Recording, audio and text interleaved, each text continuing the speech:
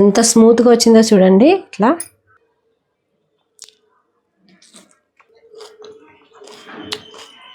Super ఉందండి. Taste మాత్రం అద్భుతంగా ఉంది. హాయ్, హలో, నమస్తే. శ్రీదేవి చేతి వంటలకు స్వాగతం. ఇవాల్టి రెసిపీ వచ్చేసి పిల్లలు పెద్దలు అందరూ ఇష్టంగా తినే రెసిపీ అండి. ఈరోజు ఒక స్నాక్ ఐటమ్ చేసి చూపిస్తున్నాను. అదిగాక నా సబ్స్క్రైబర్ ఒకరు పిజ్జా చేసి చూపించమన్నారు, వాళ్ళు చేసుకోవాలని. పార్వతి పేరు. పార్వతి, నేను చేసిన రెసిపీ చూసి నువ్వు అలాగే చేసుకో. ఎలా తయారు చేసుకోవాలో చూద్దాం రండి. ఈ పిజ్జాకి కావాల్సిన పదార్థాలు వచ్చేసి ఫస్ట్ మనము ఒక బౌల్ పెట్టుకుందామండి. ఇది పిజ్జా బేస్ కలుపుకోవడానికి. ఈ కప్పుతో 2 కప్పులు మైదా తీసుకుంటున్నాను. ఫస్ట్ మనము ఒక చిన్న గ్లాస్ పైన ఈస్ట్ కలుపుకునేదానికి, అది కరగాలి కదా, ఒక చిన్న గ్లాస్ పైన తీసుకోవాలి నీళ్ళు. 2 కప్పుల మైదాకి షుగర్ వేసుకోవాలండి. 2 స్పూన్లు వేసుకుంటున్నాను షుగరు. ఈ షుగర్ను కొంచెం బాగా కరిగేంత వరకు కొంచెం కలుపుకుందాము. నీళ్ళు కూడా ఎక్కువ వేడిగా ఉండాల్సిన అవసరం లేదు, ఊరికే కొంచెం లైట్గా వేడిగా ఉంటే చాలు ఈస్ట్ కరిగేదానికి. ఇప్పుడు ఈస్ట్ తీసుకుంటున్నాను. 2 కప్పులకు గాను 1 కప్పుకు 1 స్పూన్ అయినా వేసుకుంటున్నాను. ఈ నీళ్ళల్లో బాగా మిక్స్ అయ్యేలాగా కలుపుకొని ఒక 10 నిమిషాల వరకు మనము దీన్ని పొంగుతుందండి, ఇది అట్లే వదిలేసుకోవాలి. మూత పెట్టేసుకొని ఒక 10 నిమిషాల వరకు పెట్టేసుకుందాము. ఇప్పుడు 10 నిమిషాల తర్వాత మనం మూత తీసి చూద్దాము. చూడండి ఎట్లా పొంగిందో.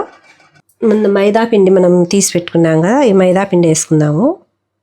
2 కప్పులు వేసుకుంటున్నాను మైదా పిండి. ఒక 3 పిజ్జాల వరకు వస్తాయి. ఇప్పుడు ఇందులోనే సాల్ట్ వేసుకుందాము, టేస్ట్కి సరిపోయేమైనా. మనం పైన ఇంకా సాల్ట్ వేసుకొని అవసరం లేదు, దీంతో వేసుకుంటే. అలాగే కొంచెం ఆయిల్. ఇప్పుడు కొంచెం కొంచెం నార్మల్ వాటర్ వేసుకొని కలుపుకోవాలి. కొంచెం చపాతీ పిండి కంటే కొంచెం లూజ్గా కలుపుకోవాలా ఇది పిజ్జాకి, మరీ గట్టిగా కలుపుకోకూడదు. ఇక్కడ చేతికి అంటుకుంటుంది కదా, ఇట్లా కలుపుకోవాలి.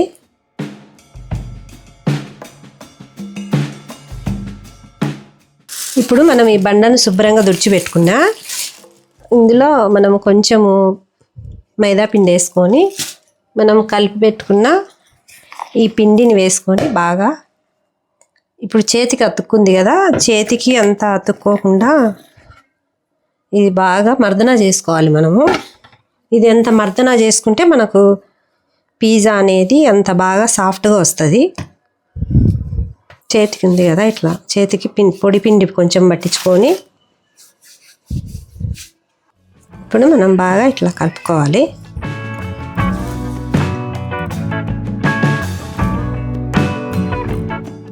ఒక 5-10 నిమిషాల వరకు ఇట్లా మనం అంతా బాగా మర్దన చేసుకోవాలా. ఇప్పుడు పొడి పిండి కొంచెం చేతికి అందుకు బాగా ఇట్లా అనుకొని ఇట్లా అనుకోవాలి, బాగా మెత్తగా స్మూత్గా చేసుకోవాలా. చూడండి, మనము కింద పొడిపిండి వేసుకొని ఇట్లా అంతా మనము చేతికి అతుక్కోకుండా వచ్చేంత వరకు ఇట్లా బాగా మర్దన చేసుకోవాలా. చూడండి, ఇప్పుడు చేతికి అతుక్కోవడం లేదు. ఇప్పుడు చేతికి అతుక్కోకుండా ఉండేంత వరకు మనం ఒక 15 నిమిషాల వరకు మర్దన చేసుకున్నానండి నేను దీన్ని. ఇప్పుడు ఒక 3-4 పిజ్జాలు అవుతాయండి ఇవి. 3 పిజ్జాల వరకు నేను కట్ చేసి సపరేట్గా పక్కన పెట్టుకోవాలి. ఇది మళ్ళీ ఒక అరగంట వరకు మనము పక్కన పెట్టుకోవాలి. ఒక ట్రే తీసుకొని దీనిపైన కొంచెం పొడిపిండి చల్లుకుందాము.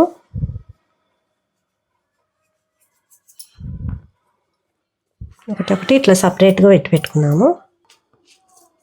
అంతా ఇట్లా కిందికి అనేసుకొని ఇట్లా పెట్టేసుకుందాం. ఇప్పుడు మనము అన్నీ పెట్టుకున్నాం కదా, దీనికి కొంచెం లైట్గా వెన్న పట్టించి పైన పెట్టేసుకుందాము. పైన బేస్ అంతా ఆరకుండా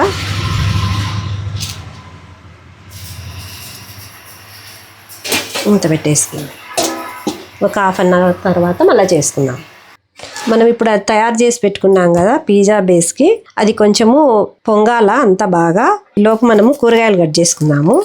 నేను క్యాప్సికము, టమోటా, ఆనియన్స్ వేసుకుంటున్నాను. స్వీట్ కార్న్, క్యాప్సికంలో ఎల్లో, రెడ్ క్యాప్సికమ్ అన్నీ ఉంటాయండి. కాకపోతే నేను గ్రీన్ క్యాప్సికమ్ ఒకటి తీసుకుంటున్నాను. మీకు వేసుకోవాలనుకుంటే అవి కూడా వేసుకోండి. క్యాప్సికమ్ను కూడా క్యూబ్స్ లాగా కట్ చేసుకోవాలా వెడల్పుగా. ఈ విధంగా కట్ చేసుకుంటే సరిపోతుంది. టమోటాలు, ఆనియన్స్ అన్ని క్యూబ్స్ లాగానే కట్ చేసుకోవాలా అట్లా వెడల్పుగా.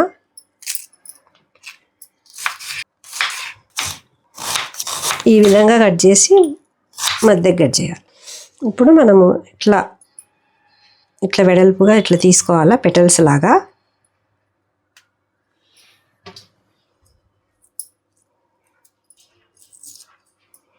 ఒక్కొక్కటి సపరేట్ చేసుకోవాలి. టమోటాలను ఈ విధంగా క్యూబ్స్ లాగా, విత్తనాలు లోపల రసం అంతా ఉంటుంది కదా అది కూడా తీసేసి కట్ చేసుకోవాలా ఈ విధంగా. అట్లే విత్తనాలతో వేసుకోకుండా. ఇవన్నీ మనం రెడీగా పెట్టుకున్నాము. స్వీట్ కార్న్ కూడా ఇది రెస్ట్ ఇచ్చి పెట్టుకున్నాం కదా.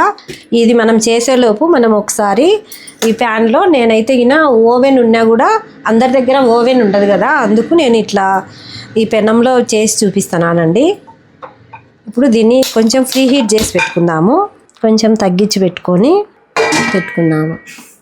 ఓవెన్ ఉంటే ఓవెన్లో చేసుకోండి. ఇప్పుడు మనం చూద్దాం. ఇది చూడండి ఎట్లా పొంగిందో.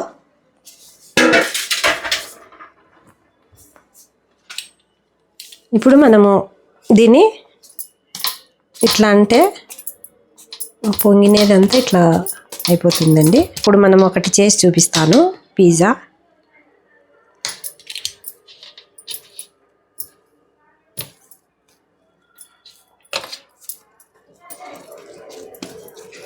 పక్కన పెట్టేసి మనం ఈ విధంగా అంతా వెనక్కి ఇట్లా అనుకోవాలి. ఈ లోపు మనం ఒకటి ప్లేట్ తీసుకున్నానండి పిజ్జా చేసేదానికి. కొంచెం అంచులు అట్లా ఉండేది తీసుకోండి ప్లేటు. కొంచెం నేను బటర్ అప్లై చేసుకుంటున్నాను. ఇప్పుడు బటర్ అప్లై చేసినాం కదా, ఈ బేస్ని ఇలా పెట్టుకొని ఈ విధంగా అంతా స్ప్రెడ్ చేసుకోవాలి ఈవెన్గా. మరీ పలసంగా చేసుకోవద్దు, మరీ మందంగా చేసుకోవద్దు. ఇది అంచులకు మాత్రము పూర్తిగా అంతా ఇక్కడి వరకు మనం అనకూడదు, ఎందుకంటే ఎయిర్ గ్యాప్స్ అలా వదిలేయాలి. అంచులకంతా ఇట్లా పెట్టేసుకున్నాము. ఇప్పుడు ఫోర్క్ తీసుకొని ఈ విధంగా అంతా ఇట్లా ఉంచుకోవాలి మొత్తము. ఇప్పుడు పిజ్జా సాస్ అని దొరుకుతుందండి సూపర్ మార్కెట్లో ఎక్కడైనా. ఇప్పుడు వీటికంతా మనం అప్లై చేసుకోవాలి పిజ్జాకంతా. మనం ఈ పిజ్జాలోకి చేసుకునే సాస్ కూడా ఎలా తయారు చేసుకోవాలనేది నేను ఒక వీడియో చేస్తానండి. హోమ్ మేడ్ పిజ్జా సాస్ మొత్తం ఈ విధంగా అప్లై చేసుకోవాలి. ఇది పిజ్జాలోకి వేసుకునేది మోజరెల్లా చీజ్ అని. ఇది బాగుంటుంది పిజ్జాలో వేసుకోవడానికి. ఇవన్నీ మన దగ్గరలో ఉన్న సూపర్ మార్కెట్లో కానీ డీమార్ట్ అట్లా ఉన్నాయనుకో అక్కడ దొరుకుతాయి. మనం ఇది వేసుకున్నాము ఇలా. ఇప్పుడు పైన అంతా మనం ఇట్లా వేసేసుకుందాము.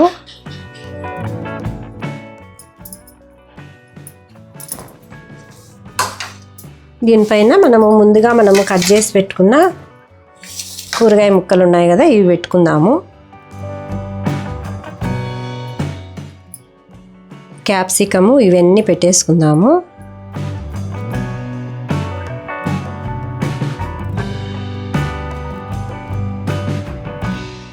చీజ్ ఎంత ఎక్కువ వేసుకుంటే అంత టేస్ట్ బాగుంటుందండి. ఇట్లా బంకగా సాగుతా భలే బాగుంటుంది చీజ్ ఎక్కువ వేసుకుంటే. ఇలా మన ఇంట్లోనే ఈజీగా తయారు చేసుకోవచ్చు. అన్నీ ఒకసారి తెచ్చిపెట్టుకున్నామంటే బాగా మనం ఎంతో ఈజీగా చేసుకోవచ్చు. ఇప్పుడు స్వీట్ కార్న్ కూడా వేసుకుందాము. ఇప్పుడు పైనుంచి మళ్ళీ చీజ్ వేసుకుందాము. ఇది ఆరిగానో అని దొరుకుతుందండి, ఇది పిజ్జాలో వేసుకునేది. ఇది కూడా వేసుకోండి పైనుంచి కొంచెము. ఈ ఫ్లేవరు చాలా బాగుంటుంది, స్కిప్ చేయకోకుండా ఇది ఖచ్చితంగా వేసుకోండి. ఇప్పుడు పైనుంచి చీజ్ వేసుకుందాము ఫైనల్గా. ఇక్కడ మనం ఫ్రీ హీట్ చేసి పెట్టుకున్నాం కదా, సిమ్లో పెట్టుకున్నాను. ఇది మనము జాగ్రత్తగా ఇందులో పెట్టేసుకోవాలి. అంతేనండి. పెట్టేసుకొని ఒక పైన నుంచి ఒక ప్లేట్ ముద్దాము. ఒక 20 నిమిషాల వరకు మనము బేక్ చేసుకుందాము.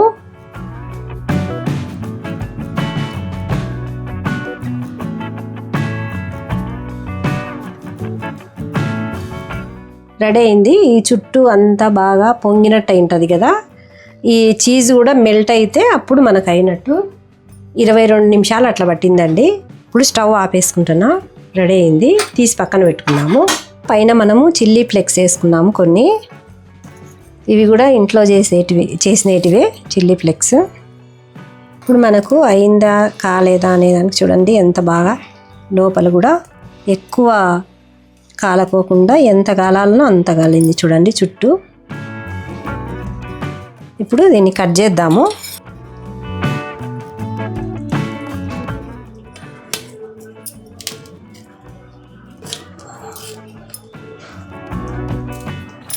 ఇప్పుడు తీసి చూపిస్తాను. చూడండి ఎంత పర్ఫెక్ట్గా వచ్చిందో. చూడండి చీజ్ కూడా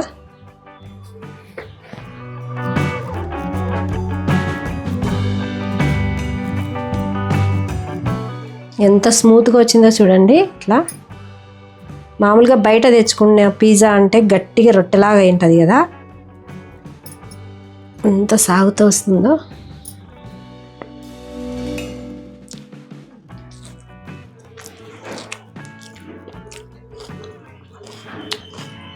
సూపర్ ఉందండి.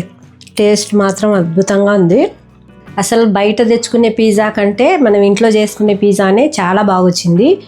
చాలా ఈజీ అండి చేయడం కూడా. ఒక్కసారి మనం అవన్నీ తెచ్చి పెట్టుకున్నామంటే ఎంతో ఈజీగా చేసుకోవచ్చు. ముఖ్యంగా చీజ్ మాత్రము మోజరిల్లా చీజ్ వాడండి. చాలా చాలా పర్ఫెక్ట్గా వస్తుంది. మనము ఆరిగానో కూడా వేసినాం కాబట్టి చాలా బాగా వచ్చింది. నేను ఓవెన్ లేని వాళ్ళకు కూడా ఓవెన్ లేకోకుండా ఇలా మనము పెనం పైన కానీ చిన్నది నాన్ స్టిక్ది దోశ పెనం పైన కూడా ఇట్లే చేసుకోవచ్చు అండి. ముఖ్యంగా పార్వతి కోసం నేను చేసి చూపించినాను. మీరు కూడా సేమ్ అదే విధంగా నేను చెప్పిన ప్రకారమే చేసుకొని మీకు ఎలా వచ్చిందో అనేది ఖచ్చితంగా నాకు కామెంట్ చేయండి. అలాగే ఈ వీడియో నచ్చినట్లయితే లైక్ చేయండి, షేర్ చేయండి, సబ్స్క్రైబ్ చేసుకోండి మా ఛానల్ని.